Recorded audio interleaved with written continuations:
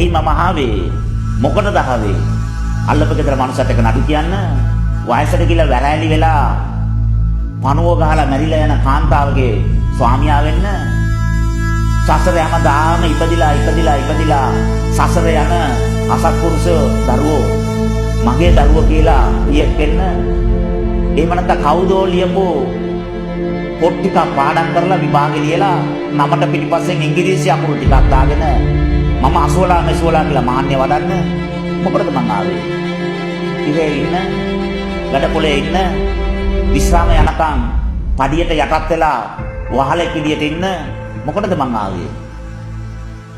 මොකටද මං ආවේ? වයි ඇයි ආවේ? එකම එක උත්තරය තියෙන්නේ සත්‍යයක ඉපදෙන්නෙම රාහත් වෙන්න. පරිණාමයේදී ඩාවින් මොනවද කියන්නේ? අනිත් අයගේ පරිණාමවල ඒගොල්ලෝ මොනවද කියන්න උත්සාහ කරන්නේ? ඒක අපිට වැදගත් නැහැ. ගැඩවිලේ කූඹියෙකුනේ කොහමද? කූඹියේ පත්තෑයෙකුනේ කොහමද? පත්තෑයේ මුගටියෙකුනේ කොහමද? මුගටියේ පක්ෂියෙකුනේ කොහමද? පක්ෂියෙක් වඳුරෙකුනේ කොහමද? වඳුරා ක්‍රමානුකූලව මිනිස්සෙකුනේ කොහමද? ඒවා අපට අදාළ නැහැ. ඇයි එහෙම උනේ?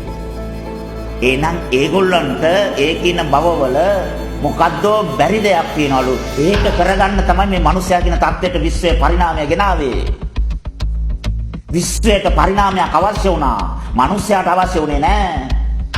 අට ගන්න කලින් මිනිස්යා කොහොමද දන්නේ එයාට පරිණාමයක් අවශ්‍යයි කියලා? විශ්වයට පරිණාමය අවශ්‍ය වුණා. වඳුරට කරන්න බැරි දේ, මාළුවට කරන්න බැරි දේ, ඉගිලෙන පක්ෂියට කරන්න බැරි දේ කරගන්න උවමනාවක් තිබුණා.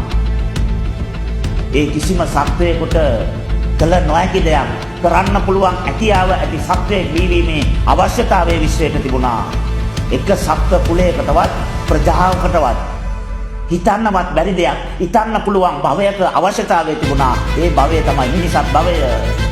අනිත් සත්ව කුලවලට කරන්න බැරි දේ තමයි රාහත් වෙලා පිරිනිවන් පාන එක, භව චක්‍රය විදින එක, ඉපදීම නතර කරන එක. ඒක අනිත් සත්තුන්ට කරන්න බැරි නිසා කරන්න පුළුවන් සතා කවුද කියලා බැලුවා විශ්වය. පරිණාම වුණා. සත්ව කොට්ටාස ලක්ෂයක් විතර පරිණාම වුණා. හැම කොට්ටාසකම බැලුවා මෙයාට කරන්න බෑ. මැනුෆැක්චර් හැපෙට් එකක් තිබුණා. ප්‍රොඩක්ට් ෆෝල්ට් එකක් තිබුණා. නිෂ්පාදන දෝෂයක්. ඒවා හදලා නිෂ්පාදන දෝෂ ඔක්කොම නිවැරදි කරලා ආයතන 6ම හදලා නිවැරදි කරලා අත් මේම තිබුණොත් නිවන් දකින්න පුළුවන්, ඇස් මේම තිබුණොත් නිවන් දකින්න පුළුවන්, කකුල් මේම තිබුණොත් නිවන් දකින්න පුළුවන්. කොටස් 32ක් ඕනේ. ඒ නිසා එකේ ඉඳලා කොටස් 32 වෙනකම් වැඩි දියුණු කරලා මොලේ පීඨවලා හිතන්න සතර ඉරියව්වෙන් යම කල්පනා කරන්න ප්‍රාණ ශක්තිය මෙච්චරක් ඕනේ. ඒ නිසා ප්‍රාණ ශක්තියේ ධාරිතාව තීරණය කරලා මෙච්චර ප්‍රාණ ශක්තියක් අල්ලලා තියාගන්න නම් මෙච්චර රුධිරයක් අවශ්‍යයි.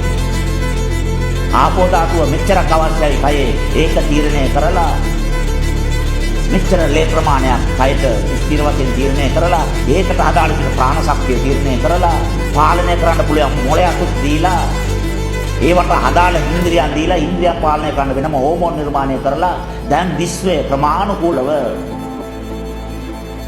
ඒ විශ්වයේ අරමුණු ඉෂ්ට කරගන්න ඉලක්කයට යන්න පුළුවන් සත්වයා කවුද කියලා ටික අප්ඩේට් කරගෙන එනවා.